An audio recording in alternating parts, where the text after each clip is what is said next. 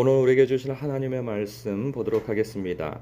다니엘서 4장 10절로 18절 말씀입니다. 생명의 샘가 1월 14일 금요일 말씀 왕이 꾸었던 꿈 함께 읽겠습니다. 내가 침상에서 나의 머릿속으로 받은 환상이 이러하니라. 내가 본즉 땅의 중앙에 한 나무가 있는 것을 보았는데 높이가 높더니 그 나무가 자라서 견고하여지고 그 높이는 하늘에 닿았으니 그 모양이 땅 끝에서도 보이겠고 그 잎사귀는 아름답고 그 열매는 많아서 만민의 먹을 것이 될 만하고 들짐승이 그 그늘에 있으며 공중에 나는 새는 그 가지에 깃들이고 육체를 가진 모든 것이 거기에서 먹을 것을 얻더라. 내가 침상에서 머릿속으로 받은 환상 가운데 또 본즉 한 순찰자, 한 거룩한 자가 하늘에서 내려왔는데 그가 소리질러 이처럼 이르기를 그 나무를 베고 그 가지를 자르고 그 잎사귀를 떨고 그 열매를 해치고 짐승들을 그 아래에서 떠나게 하고 새들을 그 가지에서 쫓아내라. 그러나 그 뿌리의 그 그루터기를 땅에 남겨두고 쇠와 노줄로 동이고 그것을 들풀 가운데에 두어라. 그것이 하늘 이슬에 젖고 땅의 풀 가운데에서 짐승과 더불어 제 몫을 얻으리라. 또 그 마음은 변하여 사람의 마음 같지 아니하고 짐승의 마음을 받아 7대를 지내리라. 이는 순찰자들의 명령대로요 거룩한 자들의 말대로이니 지극히 높으신 이가 사람의 나라를 다스리시며 자기의 뜻대로 그것을 누구에게든지 주시며 또 지극히 천한 자를 그 위에 세우시는 줄을 사람들이 알게 하려 함이라 하였느니라. 나 느부갓네살 왕이 이 꿈을 꾸었나니 너 벨드사사라 그 해석을 밝히 말하라. 내 나라 모든 지혜자가 능히 내게 그 해석을 알게 하지 못하였으나 오직 너는 능히 하리니 이는 거룩한 신들의 영이 내 안에 있음이라. 아멘. 이전에 2장에서는 그 꿈의 내용까지 알아맞추라 요구했던 느부갓네살 왕이 이번에는 꿈의 내용을 다 말해주죠. 그런데도 아무도 왕의 꿈을 해몽해 주지 못합니다. 그 제국의 지혜자들이고 그리고 나름 신령한 것들에 대해서 고민하던 박수들, 술객들 이러한 사람들이라 하면 이 정도의 꿈은 그 해석해 줄 수 있을 법해요. 그런데도 아무도 그것을 해몽해 주지 못한다는 사실이 또 놀랍습니다. 우리는 이미 알고 있어서 그럴까요? 이렇게 다니엘이 이걸 다 해석해 주잖아요. 다음 본문에 보면은. 그러니까 우리는 이미 알고 있기 때문에 이렇게 그 왕의 꿈을 들음으로 대충 짐작은 가잖아요. 그런데 그 술객들이라 하면 나름 신령한 사람들이란 말이죠. 지혜자들이고. 그런데 이 꿈을 해몽하지 못한다 하는 것은 하나님께서 막으셨다고 할 것밖에는 생각할 수 없을 것 같아요. 이 정도는 해몽할 것 같단 말이죠. 우리도 보면 대충 이게 무슨 얘기구나 라는 것을 짐작할 수는 있잖아요. 그런데 아무도 이것을 짐작조차도 못한다? 하나님께서 막으셨다는 생각이 들어요. 그렇다면 이제 18절에 보면은 오직 너는 능히 하리니 이게 다니엘에게 이렇게 하는 얘기 아니겠어요? 느부갓네살 왕이. 그래서 다니엘은 이 꿈을 이 다음 본문에서 술술술술 다 해석해 내죠. 그러니까 하나님께서 세우시는 거예요. 이 다니엘을. 다니엘이 대단하다고 할 법하죠. 그러나 인간적으로 볼 때는 대단해 보여도 하나님 편에서 볼 때 하나님께서 그 은혜를 걷어버리시면 아무것도 아닌 거예요. 그러니까 이 지혜는 그가 스스로 어떻게 해서 나오는 것들이 아니고 하나님께서 주시는 거라 말이죠. 그러니까 다니엘도 그의 지혜와 능력은 다 하나님께로부터 나오는 거예요. 그는 들으면 알잖아요. 하나님의 영이 있기 때문에 아는 것이죠. 그런 거 보면 우리에게 주어진 그 모든 것들, 우리의 지혜, 능력, 권한, 이 모든 것들은 다 하나님께서 은혜 주심으로 말미암아 우리가 얻는다 생각해야 할 것 같습니다. 그 표현이 그런데 생각해야 하는 것이죠. 왕이 자기의 꿈을 이제 그 다니엘에게 다 이야기를 해요. 그 꿈의 내용을 보면 이래요.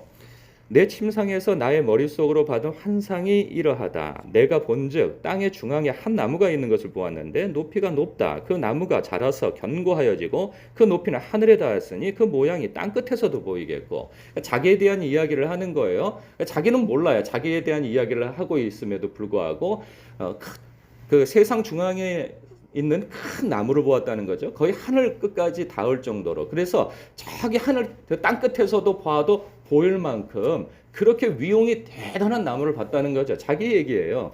자기의 권세가 그렇게 하늘 높은 줄 모르고 올라가 있는 것이고 그렇게 대단한 권세를 가진 자기의 모습을 그렇게 꿈을 통해서 보고 있는 거죠. 그런데 이 나무 밑에는 무엇이 있느냐? 그 잎사귀는 아름답고 그 열매는 많아서 만민이 먹을 것이 될 만하고, 그러니까 모든 백성들이 그 권세 아래에서 먹을 것을 얻으면서 살고 있다는 거죠. 그래서 들짐승이 그 그늘에 있으며 공중에 나는 새는 그 가지에 깃들이고 육체를 가진 모든 것이 거기서 먹을 것을 얻더라. 그 왕의 통치력이 굉장하다는 거죠. 그래서 그 제국, 바벨론 제국이 태평성대를 이루고 있음을 이렇게 묘사해 줍니다. 그런데 반전이 일어나요. 13절부터 보면은 이제 한 존재가 하늘로부터 내려오는 것을 봅니다. 그것을 순찰자라고 표현을 해요. 그러면서 거룩한 자라고 표현하는데 천사라고 볼 수 있죠. 그 천사가 소리질러 어떤 이야기를 해요. 그러면서 이런 얘기를 하죠. 그 나무를 베고 그 가지를 자르고 그 잎사귀를 떨고 그 열매를 해치고 짐승들을 그 아래에서 떠나게 하고 새들을 그 가지에서 쫓아내라. 반전이 일어나 버리는 거죠. 그 대단한 권세를 가지고 있어 보이는 그 나무가 그냥 한순간에 배임을 받아버리고 그리고 그 주변에 모여 살던 모든 사람들과 동물과 이러한 것들이 다 쫓겨남을 받게 되어지는 거죠. 그러면서 15절에 그 뿌리의 구루터기를 남겨두고 그러나 아예 뿌리까지 뽑아버리지 말고 그 존재는 좀 내버려 두라는 거죠. 이게 무슨 말인가 하면은 이제 다음 얘기에 좀 나와요. 쇠와 놋줄로 동이고 그것을 들풀 가운데 두어라. 그것이 하늘 이슬에 젖고 땅의 풀 가운데에서 짐승과 더불어 제 몫을 얻으리라. 또 그 마음은 변하여 사람의 마음 같지 아니하고 짐승의 마음을 받아 7대를 지내리라. 7년 동안 짐승같이 그 느부갓네살 왕이 그렇게 미치광이가 돼서 살게 되어질 거라는 거죠. 그러면서 17절 왜 이렇게 하는가? 그래서 그 천사들이 하나님의 말씀을 대언합니다. 그렇게 선포를 해요. 이는 순찰자들의 명령대로요 거룩한 자들의 말대로이니 지극히 높으신 이가 여호와 하나님이죠. 지극히 높으신 이가 사람의 나라를 다스리시며 자기의 뜻대로 그것을 누구에게든지 주시며 또 지극히 천한 자를 그 위에 세우시는 줄을 사람들이 알게 하려 함이라. 벨드사살아, 이게 무슨 뜻이냐? 이제 묻는 거죠. 내 나라의 술객들은 아무도 이것을 해몽해 주지 못한다. 그러나 내 안에는 거룩한 영이 있지 않느냐? 그러니 너는 얘기해 줄 수 있을 것이다. 라고 하면서 물었을 때 이 내용에 대해서 다음 본문에서 이러이러한 것입니다. 라고 얘기를 하죠. 근데 여기서 주목해 볼 만한 것은 이거죠. 지극히 높으신 하나님께서 사람의 나라를 다스리시며 자기의 뜻대로 그것을 누구에게든지 주시며 또 지극히 천한 자를 그 위에 세우시는 줄을 사람들이 알게 하기 위하여서 당신을 그렇게 미치광이가 돼서 7년을 지내게 하신다라는 얘기를 하는 거예요. 하나님의 뜻이 무엇이겠어요? 보면 느부갓네살 왕이 여러분들이 저번에도 말씀드렸다시피 그 유튜브나 이런 것을 통해 가지고 바벨론의 제국의 역사를 한번 보십시오. 그러면 그 문명이 대단합니다. 대단해요. 그러니까는 이렇게 성경 여기에서만 나오는 게 아니에요. 바벨론이 그 성경 곳곳에서도 나와요. 요한계시록에서도 바벨론에 대한 이야기가 나옵니다. 멸망된 지가 오래됐는데도 바벨론에 대해서 언급이 나와요. 그리고 세계 역사 속에서도 바벨론의 그 문화는 아주 찬란하고 그리고 그 권세는 대단했음을 알 수가 있어요. 이러한 나라의 황제가 되었으니 스스로 생각할 때 그는 또 똑똑하고 그리고 나라를 많이 이렇게 침략해 들어가서 그 노획물을 얻어와서 자기 나라를 부강하게 했던 자였거든요. 그래서 장차 이 나라를 참으로 영원히 계획하고 영원할 것에 대한 계획을 가지고 그리고 그렇게 큰 제국을 이루어낸 자신의 능력이 대단하다고 생각을 한 거예요. 그래서 야, 이 제국이 대단하구나. 그리고 자기 스스로도 대단하다고 생각하면서 마치 신과 방불한 그러한 자신을 바라보면서 흐뭇해하고 있는 그예요. 그리고 상대적으로 여호와 하나님의 나라인 예루살렘을 무너뜨리고 그 성전까지 무너뜨려서 그 기물까지 다 가져온 자 아니겠어요? 그러니 자신이 여호와 하나님보다도 더 크다고 여기고 하나님의 백성 유다인들은 거기에 노예로 끌려와 가지고 하나님의 능력이 작지 아니한가? 마루둑보다 작지 아니한가? 이렇게 스스로 생각하고 있어서 마치 스스로들의 자신들에 대해서 메뚜기 의식을 가지며 이렇게 눌려 살고 있는 그들인데 하나님께서 이리 말씀하시는 거죠. 이 대제국도 하나님의 것이요 그것을 통치하고 다스리는 자도 하나님께서 세우신 것이다. 그것을 느부갓네살도 알게 하고 제국의 모든 사람들도 알게 하고 특별히 하나님의 백성들도 알게 하기 위해서 내가 너를 그렇게 다룬다. 네 위에 나 있어. 이 말씀을 하시는 거죠. 태산이 높다 한들 하늘 아래 메로다. 이 말씀을 하시는 거예요. 여러분들도 비행기 타보시면 알겠지만 저 높은 고도에서 내려다 보면은 땅 위에 있는 그 바다를 지나가는 그 엄청난 그 배도 뭐 올챙이만 해요. 올챙이보다도 더 작아 보이는 거죠. 큰 섬도 밥그릇 하나 이렇게 얹어놓은 거 같이 작아 보인단 말이죠. 이 세상에서 제일 크다고 하는 높다고 하는 에베레스트 산도 하늘에서 보면은 그냥 조약돌 하나에 지나지 않은 거예요. 하나님께서 그리고 하나님의 시각으로 보는 세상과 그 크다고 하는 왕들조차도 그 정도로 보인다는 거죠. 그렇다고 한다면 하나님의 백성이 하나님의 시각을 가지고 이 세상을 바라보면 어떠하겠느냐라는 거예요. 바로 하나님께서 그 시각으로 바라보라는 거죠. 하나님의 백성이 볼 때 육적인 눈으로 보면 세상의 권세 잡은 자들이 하나님보다 더 큰 능력을 갖고 있는 것 같아요. 그런데 하나님께서는 그렇지 않다는 거예요. 육적인 눈으로 보지 말라는 거예요. 영적인 눈으로 하나님의 시각으로 보라는 거죠. 왜 이것을 요구하시느냐? 그렇지 않으면 하나님의 백성은 세상의 권세와 지혜와 능력에 눌려 살게 되어졌다는 거예요. 그래서 이런 마음을 갖게 되는 거죠. 저 사람은 저렇게 나보다 많이 배웠으니 하나님이 필요치 않아. 저 사람은 나보다 저렇게 권세가 있고 그러는데 복음이 필요하겠어? 저 사람은 나보다 저렇게 학벌도 높고 가진 것도 많고 세상의 복은 다 받았는데 저 사람이 무슨 복음이 필요하겠어? 이런 생각을 갖는 경우가 많단 말이죠. 그래서 그 권세 있는 사람들 앞에 주눅이 들어서 눌려 있는다는 거예요. 교만할 필요는 없지만 그 사람들을 대단하게 볼 것도 없다는 거죠. 왜? 하나님의 사람은 하나님께서 자기 나라, 하나님의 나라를 통치하고 다스리라고 왕 같은 사람들로 제사장들로 세워주셨다는 거예요.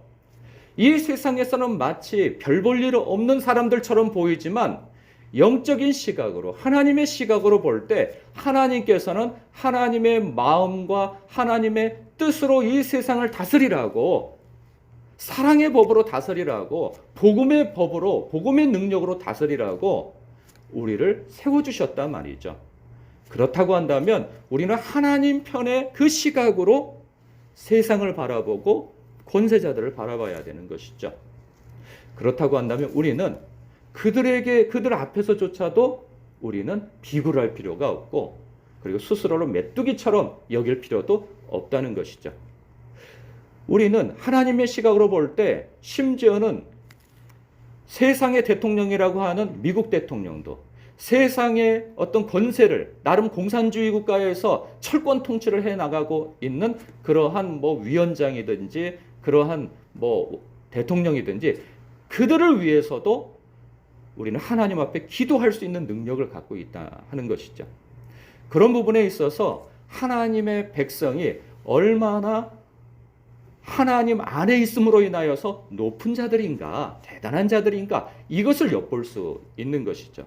우리는 하나님께서 세운 사람들이기 때문에 말이에요.